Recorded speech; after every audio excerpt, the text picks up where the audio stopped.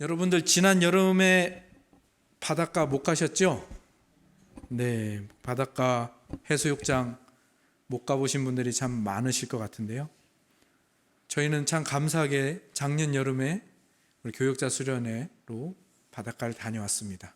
바닷가에서 우리 조국 전사님 아들인 이든이가 뒤집기를 처음으로 성공했던 그 기억이 있고요. 거기서 아이들과 함께 모래성을 쌓고 놀기도 하며 그렇게 그런 좋은 경험을 했습니다. 그때까지만 해도 참 안정세였고 잡히나 보다 했었는데 지금은 또 올해 바닷가에 갈 수 있을지 걱정하는 그런 마음이기도 합니다. 저희 쌍둥이가 모래성을 아마 그날 처음 했던 것 같은데요. 쌍둥이가 잘 해봤자 이렇게 그냥 무덤처럼 쌓는 정도, 그 정도밖에 안 되지 않겠습니까? 그래가지고 제가 도와줘서 성벽도 만들고 저수지도 만들고 이렇게 그럭저럭 모양도 만들어 주었더니 참 좋아했었는데요. TV나 인터넷을 보니까 그 모래 가지고 작품을 만드시는 분들도 있더라고요. 와, 어떻게 저렇게 만들지? 그런 생각을 했는데, 그런데 쌍둥이가 만든 그 모래 무덤이나 제가 만들었던 성벽이나 또 그렇게 아주 거대하고 위대하고 아름답게 만든 모래 작품이나 그런 것들이 다음 해까지, 다음 해는 좀 무리죠. 다음 달까지 그렇게 유지될까요? 그렇지 않죠. 그래서 어떤 노래에서는 이 덧없는 것을 모래로 지은 그런 성에 비유하기도 했었지요. 제가 이 말씀을 드리는 이유가 무엇인지 감을 잡으시는 분들도 계실 것 같습니다. 우리가 잠시 중단되었었지만 지난 오후 예배 시간에 이 웨스트민스터 신앙 고백서 파트 중에서 창조에 대해서 함께 나누었습니다. 어렴풋이 기억이 나실지 모르겠네요. 태초에 위대하신 하나님의 그 위대하신 능력이 하나님의 그 속성에 따라서 가장 아름다운 창조라는 것으로 우리에게 펼쳐졌습니다. 그리고 그 창조의 중심이 누구라고 했죠? 가장 마지막에 창조된 존재인 사람이 이 창조의 중심이라고 했고요. 그리고 이 창조의 중심인 사람을 만든 다음에 하신 일을 보니까 창조의 목적이 드러났죠. 사람을 만든 다음에 무슨 일을 하셨죠? 쉬셨습니다. 왜 쉬셨죠? 사람과 만나기 위해서. 하나님은 쉬지 않아도 만나실 수 있지만 우리 인간은 쉬어야 그 일들을, 하나님을 만나는 일을 할 수 있기에 하나님께서 우리를 위해서 쉬신 것이죠. 그래서 이 창조의 목적, 사람과 하나님이 만나는 것이고요. 그럼 하나님과 사람이 만나면 무슨 일을 할까요? 그렇죠. 인격적인 교제를 하고 사랑하고 소통하고 또 하나님은 복을 주시고 우리 인간은 그 복을 받아 누리는 일들을 하겠죠. 그래서 이 가장 위대한 창조가 우리 사람을 사랑하셔서 이 사람을 만나시고 복 주시고 그렇게 함께 기뻐하고 함께 사랑하기 위하여 하신 일임을 우리가 창조 파트를 통하여 배우고 알게 되었습니다. 그런데 창조가 이토록 아름답지만 창조만큼 중요한 것이 또 하나가 있습니다. 제가 모래성 이야기를 한 이유가 바로 여기에 있죠. 창조를 한 것, 그것만큼 중요한 게 뭘까요? 창조된 것들을 보존하고 다스리고 더 쉬운 말로 하면 유지하고 관리하는 이 일들이 필요한 것입니다. 아무리 모래성을 잘 만들었어도 그것을 유지하지 못하면 덧없는 것이고 아무런 의미가 없는 것이듯이 위대한 창조가 진짜 더 위대해지기 위해서는 이 창조를 보존하고 다스리시지 않으면, 관리하고 유지하고 돌보시지 않는다면 이 창조는 그냥 그때 한때 좋았던 그것으로 끝나버리게 되는 것이죠. 그리고 오늘 말씀 제목이 무엇입니까? 보존과 다스림. 이게 바로 섭리의 다른 말이고 섭리를 풀어서 이야기한 것입니다. 창조하신 것을 보존하고 다스리시는 것을 섭리라고 부릅니다. 그런데 우리가 이 창조 파트를 배우기 전에 어떤 파트를 배웠죠? 작정. 하나님의 작정에 대해서 배웠는데 하나님이 작정이라는 방법을 통해서 일하시는데 그 작정이 창조와 섭리로 이루어졌다라고 말씀을 드렸죠. 그래서 이제 우리가 하나님의 섭리가 무엇이고 우리에게 어떤 의미가 있고 이 하나님의 일하심에 우리가 어떻게 반응해야 되는지 오늘 그것을 함께 살피고 나누려고 합니다. 다시 한번 말씀드리지만 섭리가 없으면 창조가 의미가 없는 것이죠. 근데 이건 좀 부정적인 뉘앙스로 말하다 보니까 여기에 오해가 끼어들 수 있을 것 같습니다.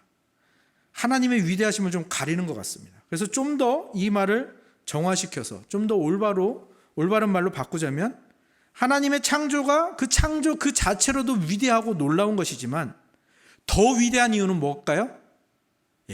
하나님이 창조하신 것을 섭리하시기 때문입니다. 보존하고 다스리시기 때문입니다. 이 창조의 목적에서 벗어나지 않도록 섭리를 베푸시기 때문에 이 하나님의 창조가 위대한 것이고요. 하나님의 이 작정이라는 것이 위대해지는 것이죠. 하나님께서 창조의 중심인 우리 사람이, 우리 인류가 창조의 목적에서 벗어나지 않도록 이 섭리를 베푸신다는 것, 이것이 가장 좋은 정의인 것 같습니다.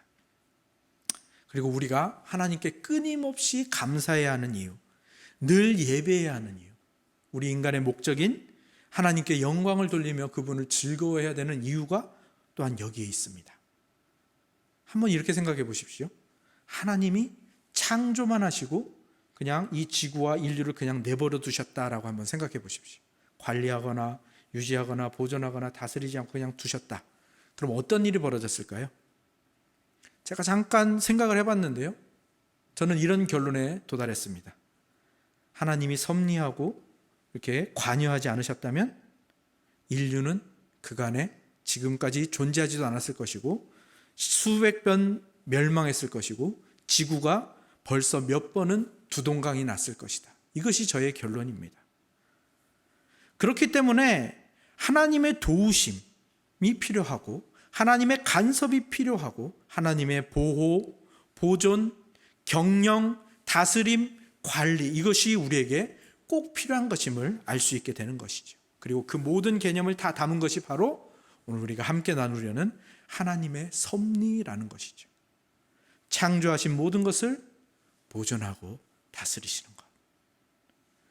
그렇다면 한번 생각해 보십시오.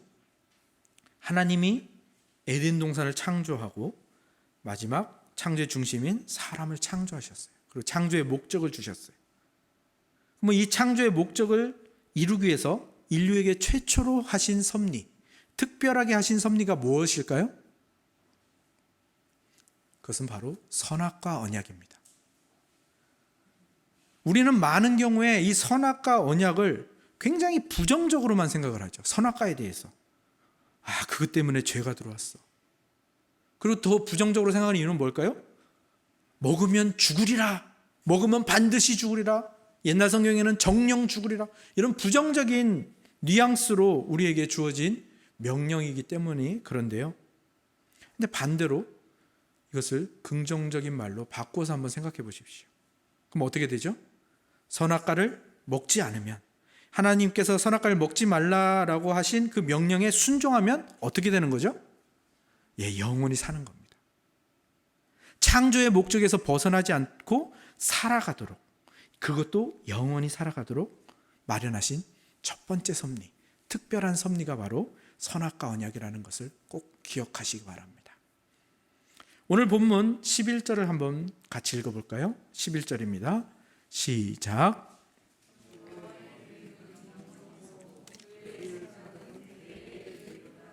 아멘. 그분의 계획, 그분의 생각, 그분의 뜻을 이루시는 것이 바로 이 섭리인데요. 제가 하나님의 작정에 대해서 그때 설명을 할 때 하나님의 작정은 가장 쉽게 말하면 하나님이 하나님답게 하셨다. 하나님이 정말 하나님처럼 행하셨다. 이게 작정이라고 했습니다. 그냥 하나님의 성품, 그분의 속성, 그것이 그대로 그분의 일하심이 드러났기 때문이죠. 그렇다면 섭리도 마찬가지죠. 왜냐하면 작정이 창조와 섭리로 이루어져 있으니까요.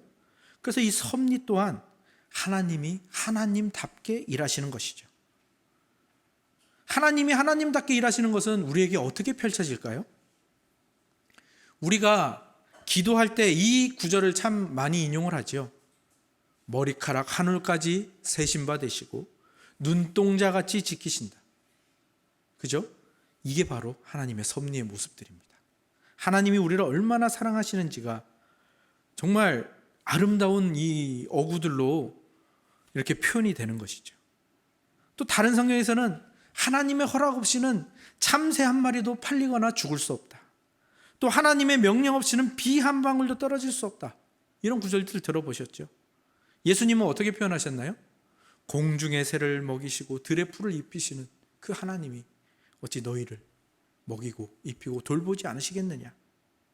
들짐승과 우는 까마귀에게 먹을 것을 주시는 하나님, 그것들이 다 하나님의 섭리를 표현하는 것이고요, 하나님의 하나님다우심을 잘 드러내는 말들이죠.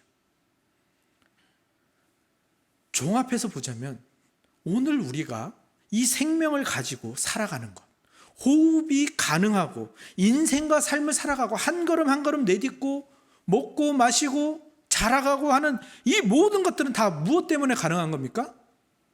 하나님의 섭리. 그러니까 하나님의 섭리도 보면 창조의 중심이 사람이듯이 이 섭리의 중심도 사람인 것이 우리가 알 수 있게 되는 거죠. 아마 여기까지만 살펴보아도 하나님의 섭리가 얼마나 위대한 것인지, 그리고 우리에게 얼마나 감사한 것인지 아실 수 있게 되었을 겁니다. 하지만 우리 하나님은 어떤 분이십니까? 영원, 무한, 불변. 꼭 기억하라고 말씀드렸죠? 영원, 무한, 불변하시는 삼위일체 하나님. 그래서 이 하나님의 속성을 가지고 우리에게 작정을 베푸시는 거죠. 그래서 그분의 섭리 또한 이 모든 하나님의 속성이 담겨 있습니다. 영원, 무한, 불변한 그분의 속성과 삼위일체의 사랑과 위대함이 담겨서 우리에게 섭리라는 것으로, 그래서 아름답고 세밀하면서도 자상한 손길로 우리에게 펼쳐지고 있다라는 것이죠. 삼위일체 하나님 저희가 함께 나누었을 때 기억이 나시나요? 삼위일체라는 것을 하나님께서 우리에게 왜 알게 하셨다고 했죠? 그 삼위일체가 궁극적인 사랑의 모습이라는 것, 그래서 그 사랑을 우리에게 주기를 원하신다는 것, 그리고 우리가 그 사랑의 연합에 이루고 도달하기를 원하신다라는 것 한 가지와, 또 하나 삼위일체라는 이것은 우리의 머리로, 우리의 상식으로 이해할 수 없는 부분이라고 말씀을 드렸죠. 그래서 하나님이 이 삼위일체 하나님이시라는 것, 그리고 삼위일체 하나님을 일하신다라는 것은 우리의 이해와 우리의 생각과 우리의 존재를 뛰어넘어서 일하신다라는 것을 의미한다. 그것을 우리에게 알게 하시는 것이다 라고 말씀을 드렸죠. 그것이 섭리에도 그대로 적용이 되는 겁니다. 하나님의 섭리라는 건요, 우리가 알고 보고 느끼고 이해하는 그 부분에서도 분명히 일어나지만요, 우리가 볼 수 없고 만질 수 없고 이해할 수 없고 느낄 수 없고 이해할 수 없는 그 부분에서도 하나님의 섭리는 펼쳐진다라는 사실입니다. 그리고 그런 부분들은요, 어쩌면 우리가 느끼기에는 이치에 맞지 않고 상식에 맞지 않고 일반적이지 않은 모습으로 우리에게 펼쳐질 수 있습니다. 그래서 하나님을 원망하게 되기도 하고요, 또 하나님을 부정하는 일까지도 일어나는데요, 더 놀라운 사실은 무엇입니까? 하나님은 그러한 섭리들이 결코 헛되게 되거나 사라지거나 하지 않고 모든 것을 합력하여 선을 이루신다라는 사실이죠. 우리 지난 송구영신 예배 각 가정에서 드렸죠. 그렇게 각 가정에서 예배할 수 있도록 예배 순서지와 설교문을 드렸었는데 그 내용이 기억이 나실지 모르겠습니다. 악한 마음으로 자기 동생 요셉을 상인들에게 종으로 팔아넘긴 그 형들, 그 사건, 이해할 수 없죠. 어떻게 형제가 형제를 팔아넘겨, 그리고 그렇게 팔아넘긴 그 종으로 간 요셉이 어떻게 애국과 나라와 이스라엘 자손을 구원할 수 있는 능력을, 그 능력의 도구가 되는지 이해할 수 없는 것.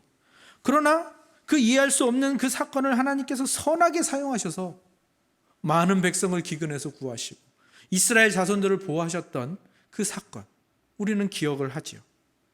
또 다른 사건도 있습니다. 다니엘과 세 친구. 다니엘은 사자굴에 들어갔고요. 세 친구는 어디에 들어갔죠? 풀무불에 들어갔습니다. 전혀 사람의 상식으로 이해할 수 없는, 그리고 급박하고 위급한 상황.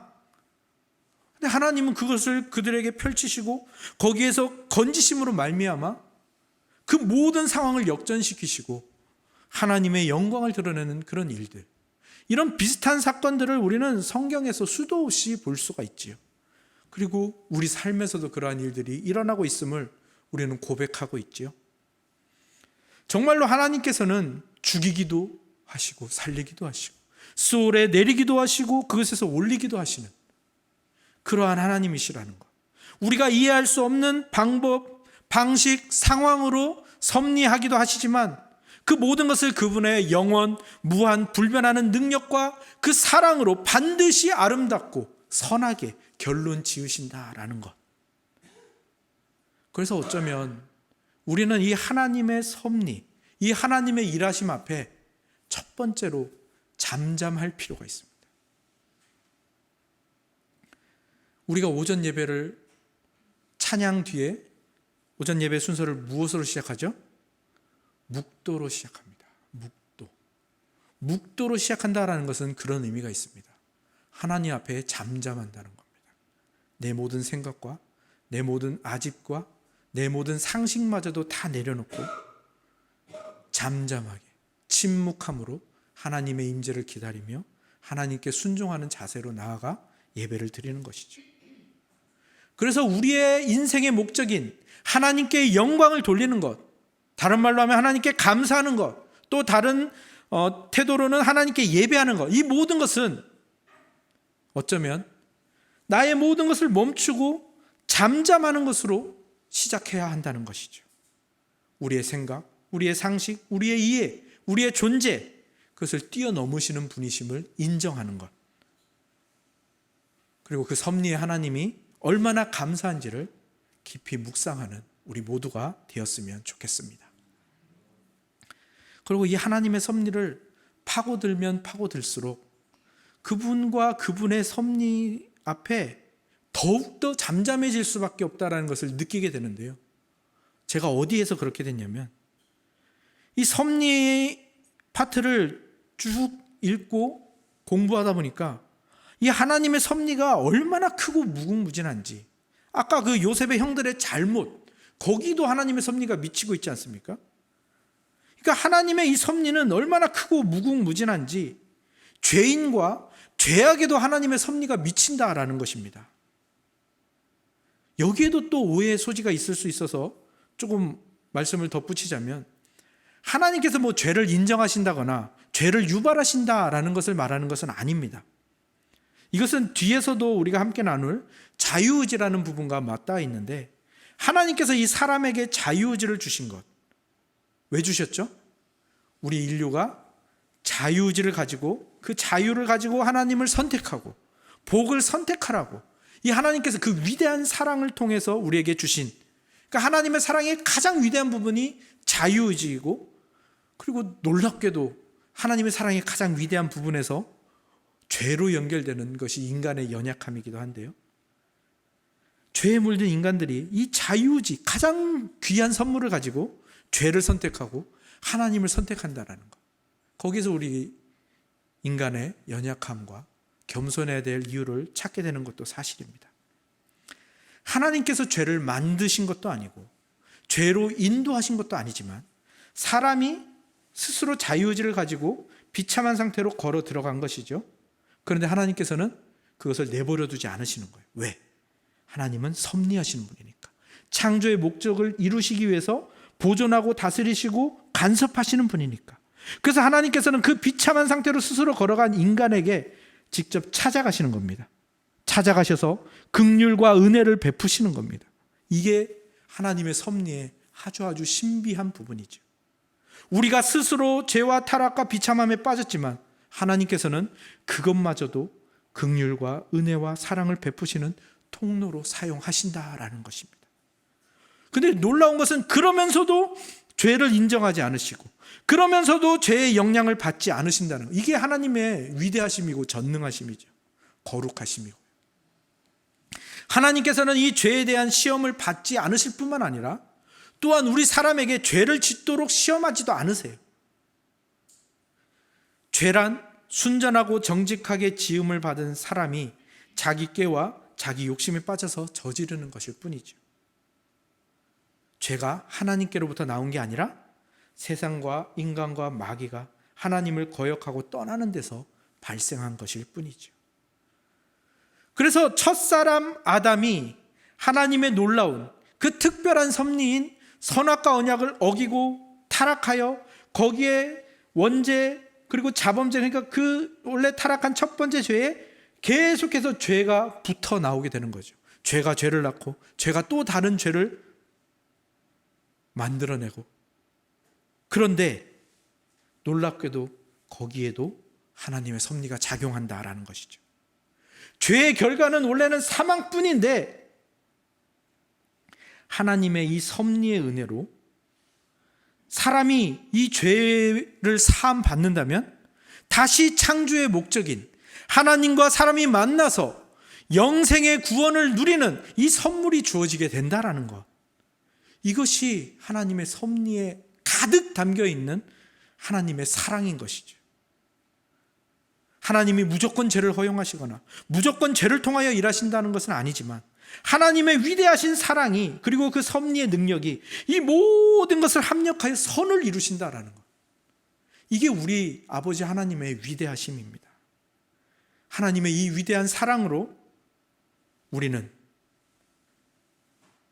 구원을 얻게 되었고 우리는 지금 하나님의 자녀로서 하나님의 백성으로서 천은 공동체로서 여기서 하나님을 예배하고 있는 것이죠. 그래서 이 죄에 대해서 섭리하신다라고 했을 때 우리는 하나님께서 죄에 대해서도 섭리하신다라는 것을 죄를 조장하는 것이 아니라 이 하나님의 섭리가 죄까지 미친다는 것을 어떻게 받아들여야 합니까?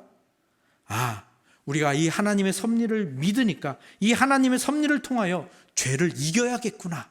이것이 올바른 결론이 되겠죠. 그래서 로마서 5장에서 무엇이라고 말합니까? 죄가 더한 곳에 은혜가 더하다라고 말하고 있는 것이죠. 그러면 또 이렇게 반문하는 사람들이 있을까요? 그럼 은혜를 더하기 위해서 죄를 더 지으면 되겠네요? 바울이 로마서에서 분명히 말하죠. 로마서 6장 1절에서 2절. 그런즉 우리가 무슨 말을 하리요? 은혜를 더하게 하려고 죄에 거하겠느냐? 그럴 수 없느니라. 죄에 대하여 죽은 우리가 어찌 그 가운데 더 살리요? 그러니까 우리는 이 섭리를 통해서 죄를 이기는 대로, 죄에서 벗어나는 대로, 죄에 대해서 죽은 자로 살아가는 그것으로 우리는 이 섭리를 받아들이고 또 활용하고 그렇게 그러한 고백으로 나아가야 되겠죠. 그러나 오늘 우리가 현실을 사는 동안 여전히 우리는 죄를 짓고 여전히 우리는 연약함을 나타내며 살아가고 있고요.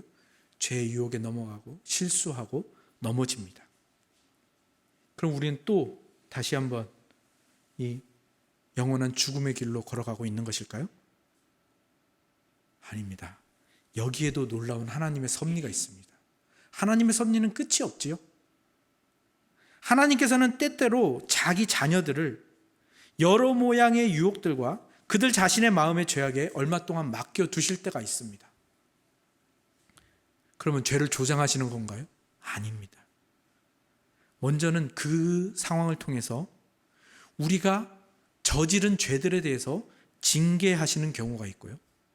또한 그렇게 부패하고 우리의 더러운 본성을 보게 하셔서 깨닫게 하시고 겸손하게 하나님 앞에 엎드리게 하십니다. 그리고 거기에서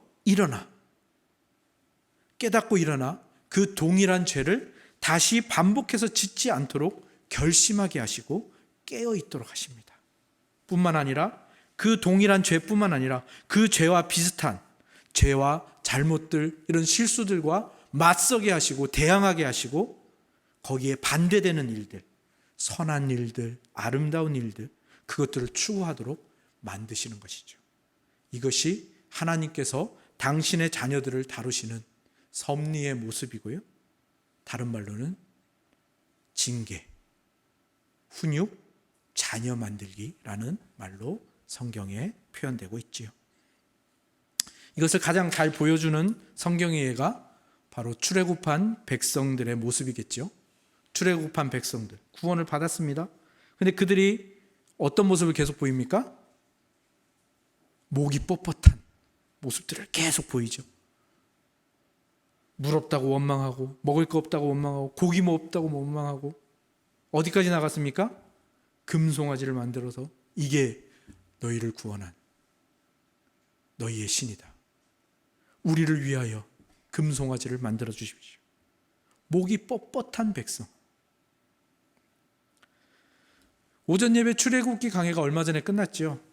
출애굽기를 보면서 또 강해를 들으시면서 여러분들은 무엇을 느끼셨는지 모르겠지만 저 개인적으로는 나 자신이 목이 뻣뻣한 백성이구나 하는 것을 가장 크게 깨달았습니다. 하나님은 그 목이 뻣뻣한 백성을 낮추시기 위해서 40년 광야 생활을 허락하신 것이죠. 또 다른 경우를 하나 들어볼까요? 왜 예수님은 베드로가 예수님을 3번 부인하도록 내버려 두셨을까요? 왜 그 죄에 맡겨두셨을까요? 그냥 그 죄로 멸망하라고? 아니죠. 그것을 통해서 베드로는 낮아지고 회개합니다. 그리고 요한복음을 보면 다시 한번 3번의 고백으로 나아가게 되죠. 하나님은 모든 것을 합력하여 선을 이루시고요. 목이 뻣뻣한 백성을 겸손하게 만드시고요. 당신의 자녀로 만드시는 것입니다. 이게 하나님의 섭리입니다. 가장 위대한 능력과 가장 아름다운 사랑으로 보존하시고 다스리시어 당신의 백성을 소생시키시고 형통케 만드시는, 하나님의 자녀답게 만드시는, 이것이 하나님의 섭리이지요. 오늘 오전 말씀 들으셨죠? 우리 교회의 정체성이 무엇이 되어야 한다고 말씀하셨습니까? 용서, 용납, 차별 없음, 감사, 따뜻함. 우리 천은교회를 보면서 다른 이들 믿지 않는 이 지역의 분들의 평가가 저 교회는 참 따뜻하다, 이런 평가가 되었으면 좋겠다라는 한 목사님의 고백을 들으셨죠? 그것이 가능한 이유가 뭘까요? 그렇게 나아갈 수 있는 근거가 뭘까요? 우리 하나님이 섭리의 하나님이라서 그렇습니다.